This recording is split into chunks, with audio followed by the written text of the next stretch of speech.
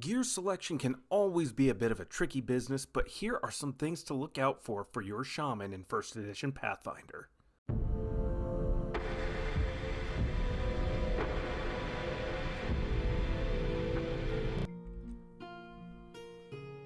Hello there everyone, and welcome back down here to the Gamer's Den with me, your host, Jordan, your master of lore and storyteller extraordinaire, going on to the equipment portion of our guide to the 1st edition Pathfinder Shaman.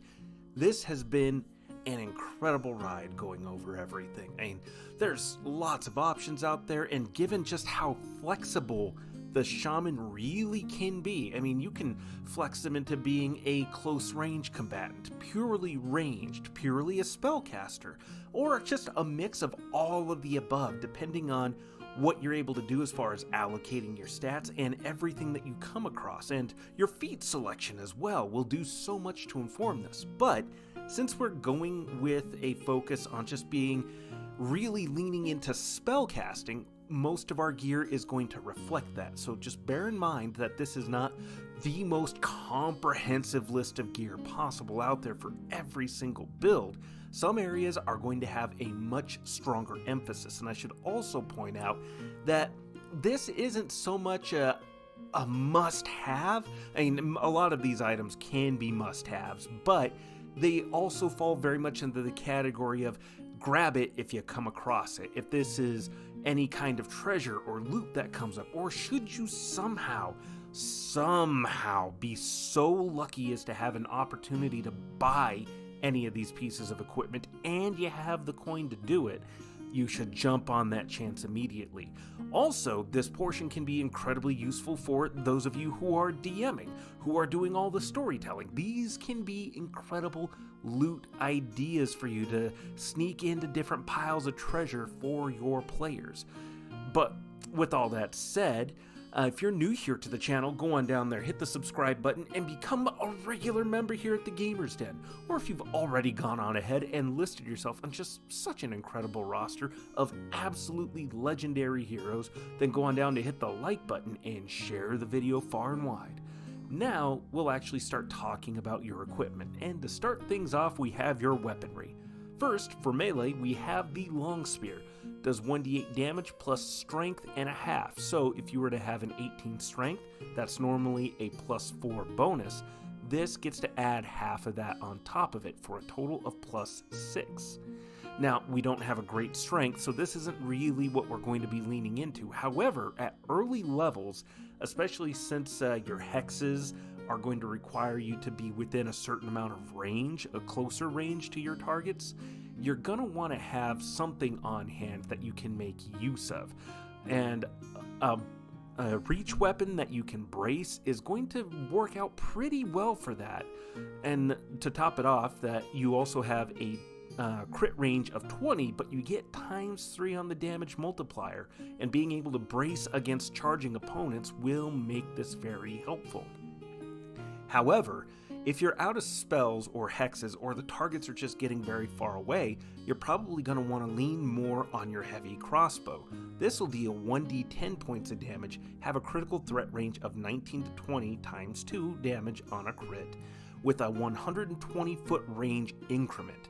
And this is something that you can keep using even onto higher levels, particularly since we have a slightly better dexterity score.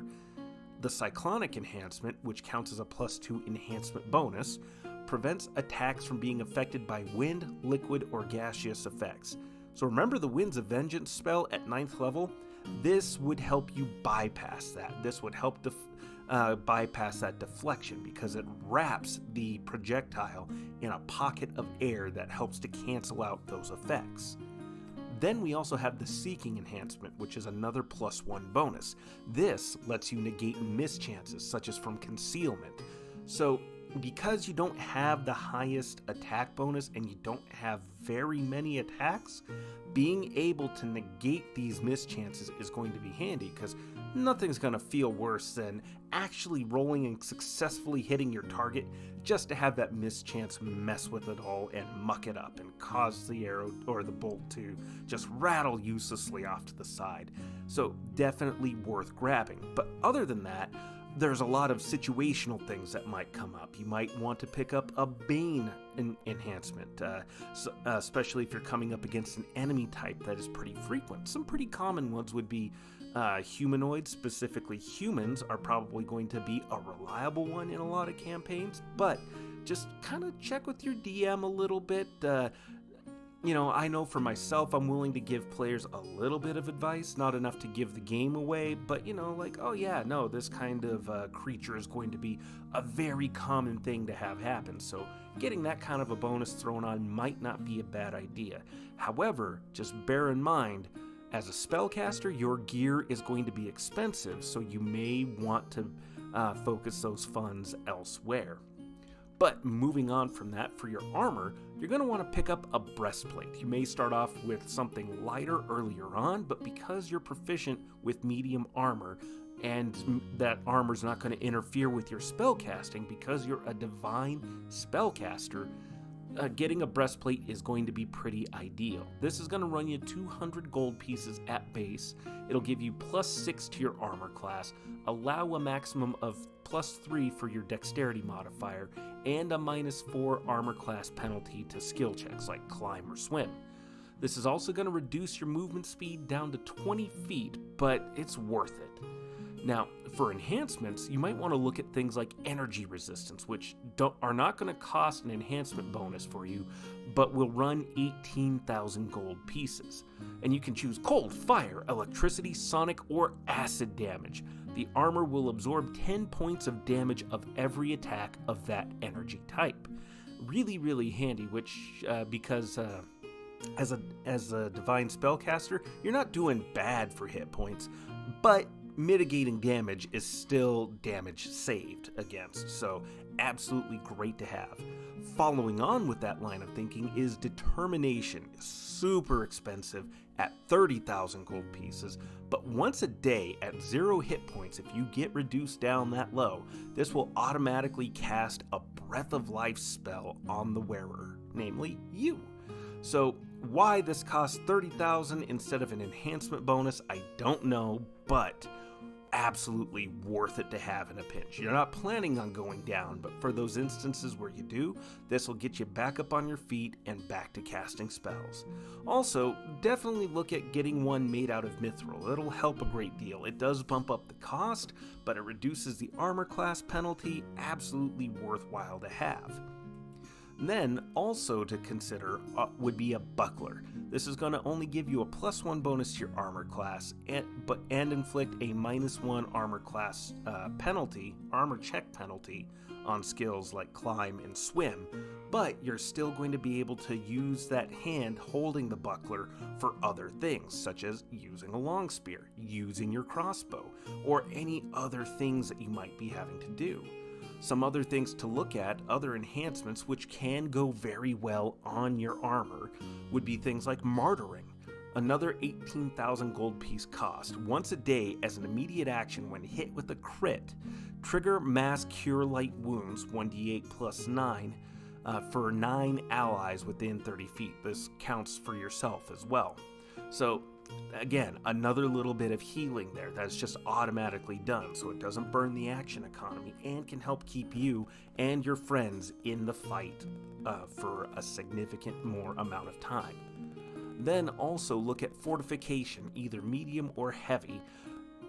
Medium costs a +3 enhancement bonus, and heavy is +5. Anytime you are hit with a critical hit or sneak attack, you have a 50 to 75% chance to make it a normal hit. Now that 50-50 chance is probably going to be more than enough, but if you don't really have any other enhancements that you want to pick up, lean in for the heavy fortification if you can buy it or if you find it, and go at that 75% chance for pretty good odds at just having to eat a normal hit rather than take the critical or the sneak attack precision damage.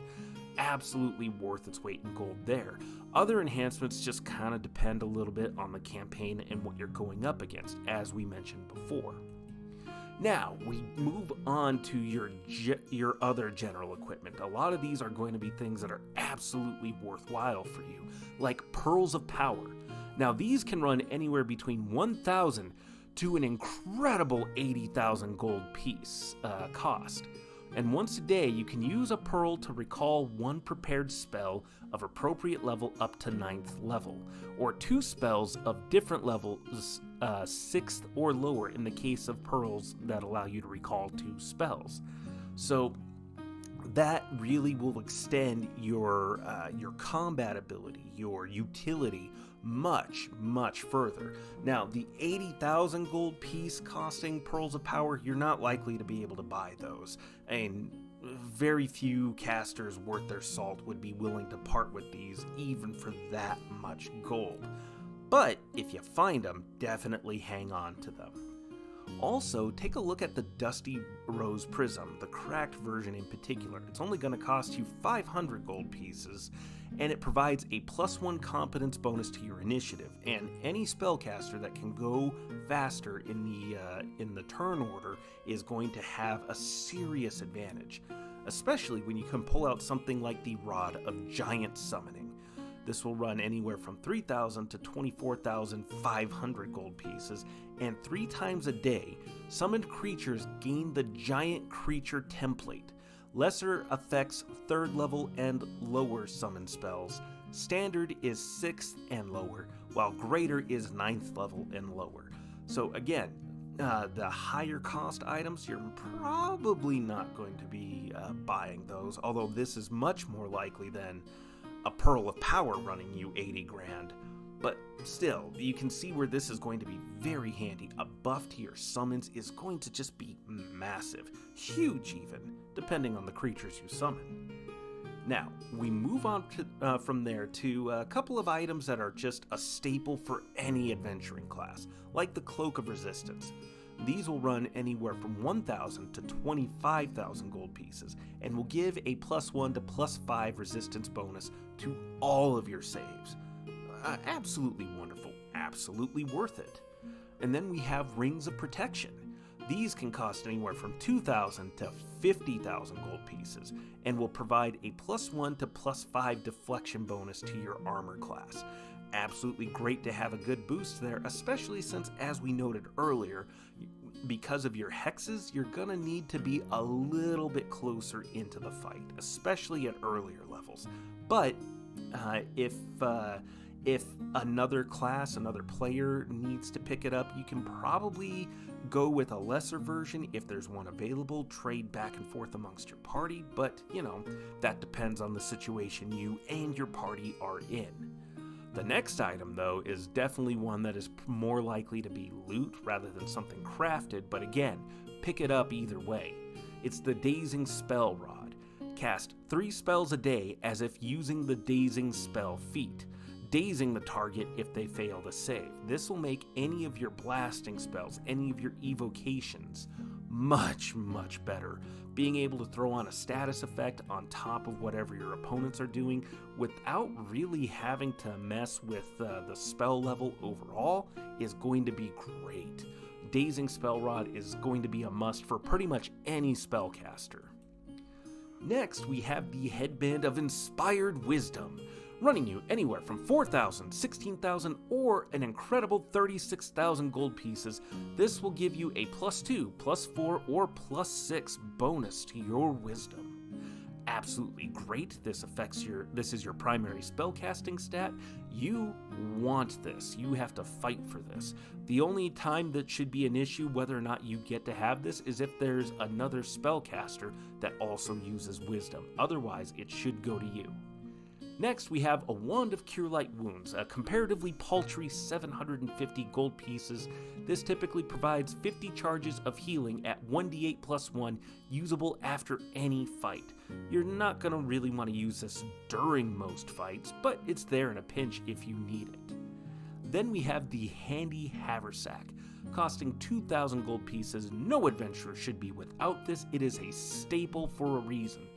You have 2 side pouches that hold 2 cubic feet or up to 20 pounds of material, 1 center pouch that holds 8 cubic feet or 80 pounds, and allows you to draw items without provoking attacks of opportunity. It's still going to take you a move action, but not having to eat a hit in the process is worth its weight in gold. Now, going on from there, from the handy haversack, we come to some specific items that you and the witch will be fighting for, if there's a witch in the party. The Rod of Abrupt Hexes. This costs 75,500 gold pieces, and 3 times a day when using a hex, no advanced or greater hex is allowed. The user can activate the hex as a swift action. Again, this just helps with the action economy. This is huge to have. It's great. The only thing that's a downside is how expensive it is, and therefore probably how rare it's going to be. So if you find this, snap it up quick. The next option, though, is just as good. I'd almost say almost better. Rod of Voracious Hexes, and it for some reason only costs 32,500 gold pieces. 3 times a day when using a hex, no advanced or greater hexes, just like the abrupt hexes. Select an additional target within 30 feet of the initial hex target. The hex must normally only target a single creature within a range of at least 30 feet. And being able to afflict 2 targets at the same time with normally a single target hex is huge, especially if it's something like Misfortune or Evil Eye. And both of those going off at the same time on different targets, either one of those would just be devastating, and especially if you're hitting the big bad or the biggest threat in the room and one of their helpers. I mean, this is amazingly good, and it's practically a steal at that price. I mean, I could see maybe 60,000, but still, the fact that it's only 32,500, still spendy, but definitely worth it. And of course, there's plenty more items out there. There are plenty that are tailored specifically for witches, for example, that only specifically affect hexes, which would be honestly really easy for any DM to just kind of do a wave of their hand in homebrew and say, oh yeah, there's a shaman version of this. Here you go. Absolutely mind-blowingly great and easy there to come up with, to make use of. And of course, there are plenty more magic items like the efficient quiver. Just given the number of rods that I've recommended here, the efficient quiver would be a godsend for any shaman, so that you can swap them back and forth and carry them without overly and unduly encumbering yourself. It's also not super expensive either, so it's definitely all something worth to keep in mind. But what do you think? Go on down to the comments below and let me know your thoughts. Did you like today's video? Did you dislike it? Let me know your thoughts either way down below, and be sure to make other equipment recommendations out there for your fellow players and DMs alike. And remember, if you're new here to the channel, go on down there, hit the subscribe button, and become a regular member here at the Gamers Den. But with all that said, I've been your host, Jordan, your Master of Lore and Storyteller Extraordinaire. Thank you all so very much for your time, and you all have yourselves a good night.